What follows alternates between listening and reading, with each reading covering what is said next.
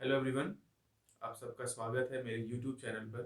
और इसके पहले मैंने 3 वीडियोस आपको अपने चैनल पे दिए हैं, जिसमें मैंने ऐतिहासिक साक्ष्यों के विषय में एक जो तथ्यात्मक विवरण है वो मैंने आपको दिया है। सिर्फ तथ्य दिए हैं मैंने, उसकी विस्तृत जानकारी नहीं दी है। अब हमने पढ़ लिए ब्राह्मण ग्रंथ, ब्राह्मणोत्तर ग्रंथ। अब जो दूसरा आता है वो लौकिक साहित्य आता है, जिसमें ऐतिहासिक और अर्ध ऐतिहासिक विवरण मिलते हैं, जिसमें नाटक, किसी भी राइटर की जो गद्य और पद्य में लिखी गई उनकी पुस्तकें हैं, वो सारी चीजें मिलती हैं। और सबसे पहला साहित्य इस तरीके का जो माना जाता है वो अर्थशास्त्र माना जाता है। तो अर्थशास्त्र क्या है, इसके लेखक कौन है? विष्णुगुप्त, या इन्हीं और क्या नाम से बुलाया जाता है? कौटिल्य या चाणक्य। इनकी नीतियां बड़ी फेमस है, चाणक्य नीतियां बड़ी फेमस है। अर्थशास्त्र में किस ये पुस्तक, एक बार पूछा गया है कि अर्थशास्त्र की जो पुस्तक है इसका विषय क्या है, तो अर्थशास्त्र की जो पुस्तक का जो विषय है वो क्या है? पॉलिटिक्स। पॉलिटिक्स या राजनीति। ठीक, यानी अर्थशास्त्र इकोनॉमिक्स पर नहीं, राजनीति पर आधारित एक पुस्तक है, जिसमें मौर्यकालीन राजनीतिक मौर्यकालीन राजनीतिक व सामाजिक व्यवस्था की जानकारी प्राप्त होती है। महत्वपूर्ण क्या है? महत्वपूर्ण यह है कि पूरे अर्थशास्त्र में आप किसी भी मौर्य सम्राट का विवरण नहीं पाएंगे। यानी अर्थशास्त्र की इस पुस्तक में किसी भी मौर्य सम्राट का जिक्र कहीं पर भी नहीं किया गया है। यह सिर्फ राजनीति पर और सामाजिक जो व्यवस्था है उस पर आधारित एक पुस्तक है। ये पूछा जाता है किस सम्राट की, कभी पूछा जा सकता है एग्जाम में, या पूछा जाएगा, पक्का है, ये कभी ना कभी आपके एग्जाम में आ सकता है कि अर्थशास्त्र में किस शासक के बारे में जानकारी प्राप्त होती है। तो ये जान लीजिए कि किसी भी मौर्य सम्राट की या नंद सम्राट की, किसी की भी, कि कोई भी राजा की जानकारी आपको अर्थशास्त्र में नहीं मिलेगी। यानी किसी मौर्य सम्राट के विषय में कोई जानकारी नहीं देता है। किसी भी मौर्य सम्राट के बारे में कोई भी जानकारी अर्थशास्त्र से हमको नहीं मिलती है। इसकी टीका एक है, इसकी एक टीका लिखी गई है, जिसको हमने क्या नाम दिया है, क्या नाम है उसका? प्रबंध चिंतामणि। प्रबंध चिंतामणि जो है ये अर्थशास्त्र की टीका है। प्रश्न कभी पूछा नहीं गया है, लेकिन भविष्य में पूछा जा सकता है, इसीलिए मैंने आपको बता दिया। अगला जो लिखेंगे वो मुद्रा राक्षस।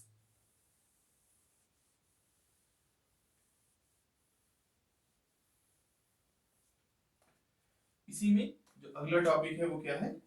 मुद्रा राक्षस, जिसको किसने लिखा है? विशाख दत्त ने लिखा है। ये एक नाटक है, इसको किसने लिखा है? विशाख दत्त ने लिखा है।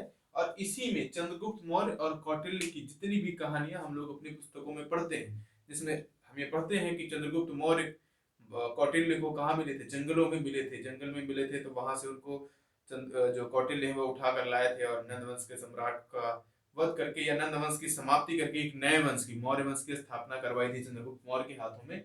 वो जो कहानी है, वो जो है, उसको एक नाटकीय विवरण में एकत्र करके, एक नाटक की तरह से उसको संकलित करके लिखने का काम किसने किया है? विशाख दत्त ने। और उस पुस्तक का क्या नाम दिया गया है? उस पुस्तक का नाम दिया गया है मुद्रा राक्षस।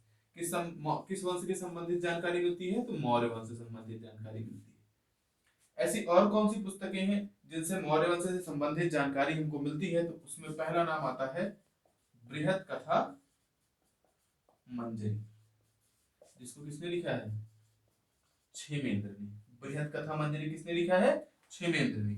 और दूसरी पुस्तक कथा सरित सागर, इसको किसने लिखा है? सोमदेव ने। ये दोनों किस वंश से संबंधित हैं?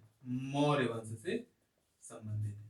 बाकी जब हम लोग मौर्य वंश पढ़ेंगे तो वहां पर उसकी जब सामाजिक स्थिति के बारे में बात करेंगे तो वहां पर ही हम लिखवाएंगे कि किस लेखक ने अपनी किस पुस्तक में ये जिक्र किया है कि मौर्य समकालिक ये व्यवस्थाएं थी, मौर्य के समाज की, मौर्य वंश की सामाजिक और आर्थिक राजनीतिक जितनी भी व्यवस्था है, हम जब मौर्य वंश पढ़ेंगे तो वहां पर बाकायदा इसको कोट करेंगे किस लेखक ने लिखा है, क्या लिखा है, कैसे लिखा है, तो सब हम वहां पर पढ़ेंगे। यहाँ पर हमको जितना जानना है वो इतना ही बहुत है, किस लेखक ने कौन सी पुस्तक लिखी है और किस वंश के बारे में हमको इससे जानकारी प्राप्त होती है। और ध्यान दीजिएगा जो महत्वपूर्ण है, जो प्रश्न आए हैं या जो आ सकते हैं, यही प्रश्न यहाँ पर हम आपको बता रहे हैं। अगला, आप लोगों ने जो है पतंजलि का पढ़ा होगा महाभाष्य, पतंजलि ने लिखा है महाभाष्य,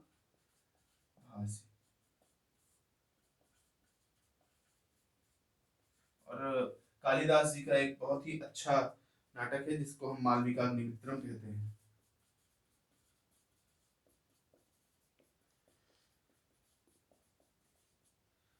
किसने लिखा है इसको?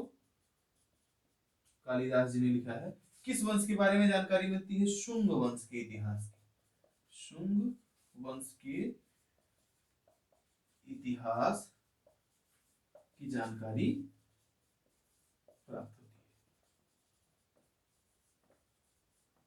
शुंग वंश के इतिहास की जानकारी हमको यहां से प्राप्त होती है।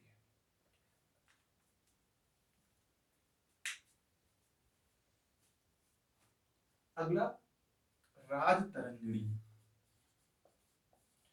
ये महत्वपूर्ण है, इसके लिए मैं आपको बताऊंगा, ये इंपॉर्टेंट है। क्यों इंपॉर्टेंट है मैं भी बताता हूँ।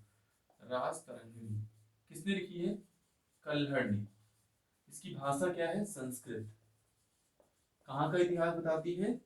कश्मीर के, कश्मीर के इतिहास का क्रमबद्ध विवरण है। प्रश्न क्या है? इंपॉर्टेंट क्यों है? इंपॉर्टेंट इसलिए है कि ये पहली पुस्तक है जिसमें किसी भी राज्य का क्रमबद्ध विवरण, क्रमबद्ध इतिहास हमने देखा है। ये पहली पुस्तक थी, पहली ऐतिहासिक पुस्तक है जिसमें इतिहास का क्रमबद्ध विवरण किया गया है। इसीलिए मैंने इसको इंपॉर्टेंट बोला कि ये इंपॉर्टेंट है सिर्फ इसलिए क्योंकि ये पहली ऐसी पुस्तक है, पहली ऐसी ऐतिहासिक पुस्तक है जिसमें इतिहास का क्रमबद्ध विवरण दिया गया है। क्या नाम है? राजतरंगी। किसने लिखा है? कल्हड़ ने। और कहाँ का है? कश्मीर का। दूसरी जो महत्वपूर्ण चीज है जो इसमें याद करने के लायक है वो ये कि कल्हड़ ने इस पुस्तक को लिखना शुरू किया था, खत्म नहीं किया था। ध्यान दीजिएगा, कल्हड़ ने इस पुस्तक की शुरुआत की थी। शुरुआती लेखक कौन है कहा जाएगा इसका? कल्हड़। लेकिन इसको खत्म किसने करवाया, यानी इस पुस्तक को संपूर्ण जिसने किया उसमें जोनराज श्रीवर, जोनराज श्रीवर और प्राग भट्ट, इन तीन लोगों ने बाद में इसको पूर्ण किया। यानी जिसके मान लीजिए शुरुआत किया, कर दिया कल्हड़ ने, उसको शुरुआत किया, जो जिस राजा के समय में कल्हड़ रहे उस राजा का विवरण कल्हड़ ने राजतरंगी में किया।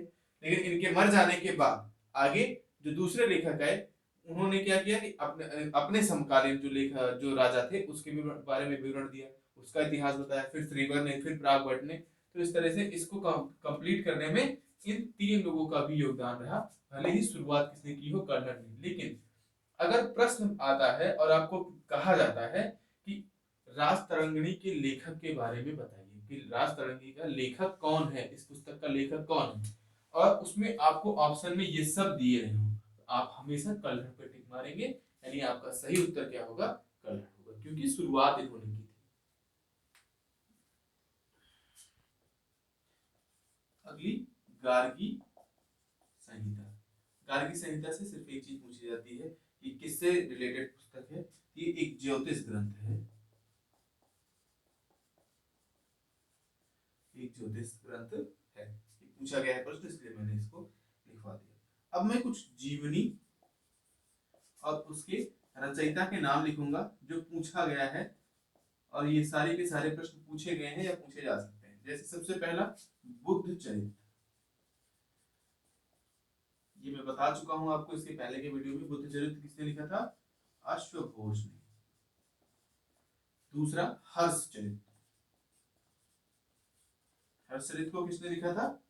वाण भट्ट ने। हर्ष चरित्र किसने लिखा था? वाण भट्ट ने।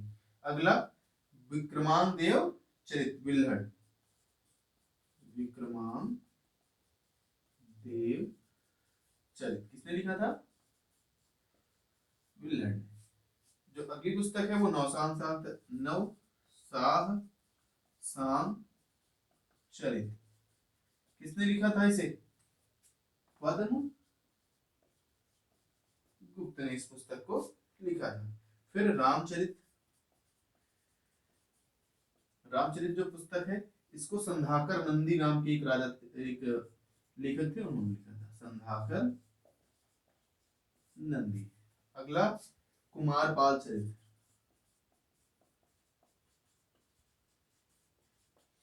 और पृथ्वीराज विजय, पृथ्वीराज विजय किसने लिखा? तो कुमारपाल चरित्र के लेखक कौन है? हेमचंद्र। और पृथ्वीराज विजय के जपानक। तो ये कुछ जीवनियां हैं, उनके रचयिता है। आप इसको नोट कर लीजिएगा और याद कर लीजिएगा, क्योंकि अक्सर एग्जाम में इस तरीके के प्रश्न पूछे जा सकते हैं। साउथ इंडिया की जो हिस्ट्री है, साउथ इंडिया की हिस्ट्री संगम साहित्यों से पता चलती है। कुछ एक आध मैं बताऊंगा आपको कि इस बुक से इस तरीके के जो इतिहास है उनका पता चलता है। जैसे पल्लवों का, पल्लव व चोलों का जो इतिहास है वो एक पुस्तक है नंदी कलम्बक्कम या कलिंग, दूसरी पुस्तक कलिंग पुराण। तो इन दोनों से पल्लव व चोलों के इतिहास के विषय में जानकारी प्राप्त होती है। अब संगम साहित्य के बारे में थोड़ा सा मैं आपको बताना चाहूंगा कि पहले एक मीटिंग होती थी साउथ इंडिया में, एक मीटिंग होती थी, और उस मीटिंग में कुछ अपने पुस्तकें, जो कवि होते थे, जो लेखक होते थे, वो अपनी पुस्तकों को मीटिंग में लेके जाते थे, वहां रखते थे, और उनके द्वारा वो अप्रूव्ड की जाती थी। क्योंकि बहुत सारे लोग एक साथ, कई सारे विद्वान वहां पर आते थे, इसलिए इस तरीके की जो मीटिंग है उसका नाम दिया गया संगम। और जो साहित्य उनके द्वारा अप्रूव्ड किए गए उनका नाम क्या दिया गया? संगम साहित्य।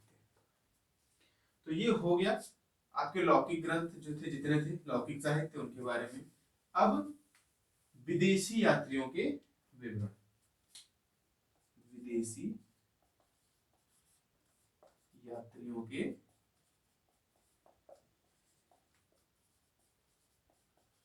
विदेशी यात्रियों में सबसे पहला जो आता है वो यूनान के जो यात्री हैं, जो यूनान के यात्री हैं भारत आए, उनका आता है। तो पहले तो ये जान लीजिए किस कौन कौन देश से आए? तो यूनानी आए हैं भारत में, रोमन, चीनी व अरबी, ये लोग प्रमुख थे जो भारत आए थे, ये यात्री थे। और इन्होंने भारत की सामाजिक, आर्थिक और जो राजनीतिक व्यवस्था है उसके विषय में एक बकायदा पुस्तक लिखी है। और इनकी जो पुस्तकें हैं वो भारत के इतिहास को जानने के लिए एक तरीके से हम कह सकते हैं कि वो बहुत महत्वपूर्ण तथ्य उसमें दिए गए हैं, और उन्हीं के द्वारा ही काफी इतिहास का पार्ट है जो हम पढ़ते हैं हमारी बुकों में, जो लिखा गया है, दिया गया है, वो उन्हीं की पुस्तकों से उठाया गया है, लिया गया है। जिसमें सबसे पहले यूनानी यात्रियों में टेसियस, यूनानी में, यूनानी यात्री, नाम थोड़ा सा कठिन है। यूनानी यात्री में कौन था? टेसियस हेरोडोटस, टेसियस हेरोडोटस। यहाँ पे ध्यान दे लीजिएगा, यहाँ पे लिख लीजिएगा, इनको फादर ऑफ हिस्ट्री बोला जाता है। हेरोडोटस को फादर ऑफ हिस्ट्री बोला जाता है। इनकी पुस्तक, हेरोडोटस की पुस्तक का नाम क्या है? हिस्टोरिका। हेरोडोटस की पुस्तक है हिस्टोरिका, और हेरोडोटस को क्या बोला जाता है? फादर ऑफ हिस्ट्री, इतिहास का जनक बोला जाता है। निरियाकस, अरिस्टोबुलस,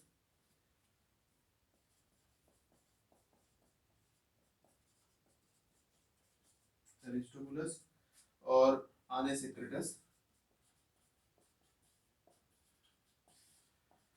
ये किसके काल में आए थे? सिकंदर के साथ भारत आए थे।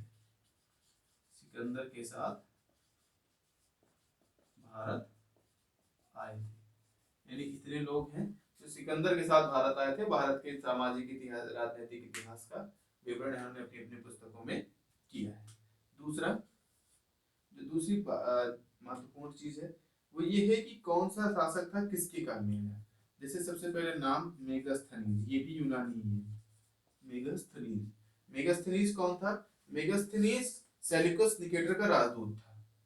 कौन था?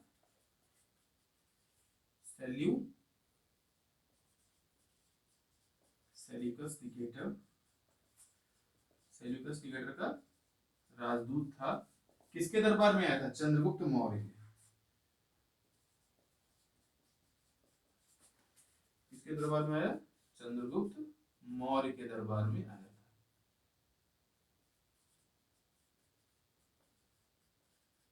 इसकी पुस्तक का नाम क्या है? इसकी पुस्तक का नाम है इंडिका। इसकी पुस्तक का क्या नाम है? इंडिका। मेगास्थनीज की पुस्तक इंडिका। और ये भारत में 14 वर्षों तक रहा था। तीसरा, इसी में डायमेकस। डायमेकस किसके काल में आया था? बिंदुसार के। बिंदुसार कौन था? चंद्रगुप्त मौर्य का बेटा था। तो बिंदुसार के दरबार में आया था। ये सब प्रश्न आ चुके हैं। ये सब जितने भी आप पढ़ रहे हैं, ये सब प्रश्न कभी न कभी पूछे जा चुके हैं। चौथा, डायोनिकस। ये किसके समकालिक है? अशोक के। अशोक के दरबार में आया था। बाकी जो बचते हैं वो अशोक, जब हम अशोक को पढ़ेंगे तो अशोक उसमें हम ढंग से इसको पढ़ेंगे। एक यूनानी लेखक था जिसका नाम था टालमी, जिसने जियोग्राफिका एक पुस्तक लिखी है जो भी भारत के इतिहास के विषय में हमको जानकारी देती है। दूसरा, एक पुस्तक है the Periplus of the Erythraean Sea. पुस्तक का नाम क्या है? Periplus of the Erythraean Sea. इसके लेखक का पता अभी तक नहीं चला है। और ये जो समुद्र से, इसने चूंकि पूरे विश्व का भ्रमण किया है, उसमें बहुत सारे देशों के बारे में, उसकी पुस्तक में बहुत सारे देशों की राजनीतिक और ऐतिहासिक चीजों को उसने उसमें उसका जिक्र किया है। तो ये समुद्र के रास्ते घूम रहा था, तो जाहिर सी बात है कि समुद्र के तट के आसपास के जो राजवंश हैं उनके बारे में ये जानकारी, भारत के इतिहास के बारे में जानकारी ये देता है। अगला है चीनी यात्री।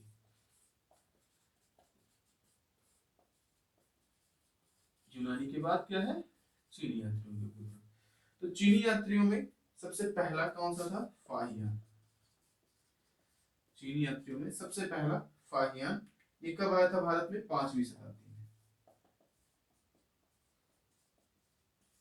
5वीं शताब्दी में ये भारत आया। किसके शासन काल में? चंद्रगुप्त द्वितीय, जिसे विक्रमादित्य कहा जाता है। चंद्रगुप्त द्वितीय, या इसने विक्रमादित्य की उपाधि हासिल की थी। विक्रमादित्य के दरबार में आया था। दूसरा, फाहियान के बाद कौन है? वेनसॉन्ग। 7वीं शताब्दी में भारत आया। महत्वपूर्ण है, वेनसॉन्ग से प्रश्न आते हैं। 7वीं सदी में भारत आया। किसके दरबार में आया? सातवीं, पहली चीज कब आया? 7वीं शताब्दी में आया। किसके दरबार में आया? हर्षवर्धन की। हर्षवर्धन के दरबार में आया। ये पहला पॉइंट, ये दूसरा पॉइंट। तीसरा, इसे प्रिंस ऑफ पिलग्रिम बोलते हैं। Prince of Pilgrim. चौथा, ये इसने जो भारत में यात्रा की थी, तो उस यात्रा वृत्तांत को एक व्यक्ति थे जिन्होंने लिखा था, जिनका नाम था वीली। वीली ने इनके भारत यात्रा के वृत्तांत को किस पुस्तक के नाम है? सी यू की नाम की पुस्तक, सी यू की नामक पुस्तक में लिखा था। ठीक, ये भारत में कितने साल तक रहे थे? ये 6 साल तक नालंदा में इन्होंने 6 वर्ष तक नालंदा में अध्ययन किया था।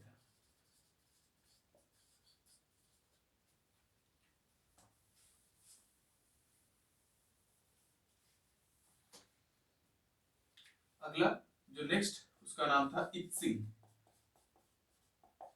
इत्सिंग भी एक चीनी यात्री है जो भारत में आया था। कब आया था? 7वीं सदी के अंत में। 7वीं सदी के अंत में ये भारत आया था। और चूंकि किसी राजा के दरबार में नहीं आया था, ये नालंदा और विक्रमशिला यूनिवर्सिटी है उसमें पढ़ने के लिए आया था। कहाँ पर आया था? नालंदा व विक्रमशिला में आया था। ठीक है, किसी भी राजा के दरबार में इससे नहीं पहुंचा था। मातवान लिंग, हर्षवर्धन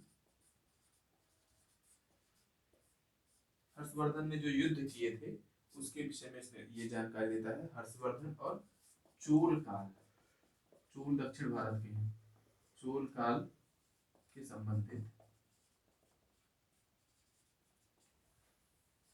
इतिहास का विवरण। ठीक, तो ये हो गए चीनी यात्री। अब अरबी यात्री जो हैं उनके विषय में यहाँ बात करना सही नहीं होगा। जब हम मध्यकालीन इतिहास पढ़ेंगे तो मध्यकालीन इतिहास में कौन से अरबी यात्री आए, उन्होंने कौन सी पुस्तक लिखी और उस पुस्तक में किस राजा का विवरण किया, ये हम जो ये सारी चीजें हैं ये हम तब पढ़ेंगे। अभी इतना ही हमारे लिए जानना बहुत है, क्योंकि इससे ज्यादा प्रश्न में आता नहीं है। और अगर हम अभी अरबी यात्रियों के विवरण बता देंगे तो जब हम मध्यकालीन इतिहास में पहुंचेंगे वहां पर और जिन यात्रियों का विवरण हम देंगे, जिन यात्रियों का नाम हम लेंगे, तो हमें याद नहीं रहेगा। तो इसीलिए मध्यकालीन इतिहास के जितने भी इतिहासकार हैं या जितने भी लेखक हैं जिनके ग्रंथों से, जिनकी पुस्तकों से हमको उसके इतिहास के विषय में जानकारी प्राप्त होती है, तो उसको हम मध्यकालीन इतिहास शुरू करने के पहले ही पढ़ लेंगे।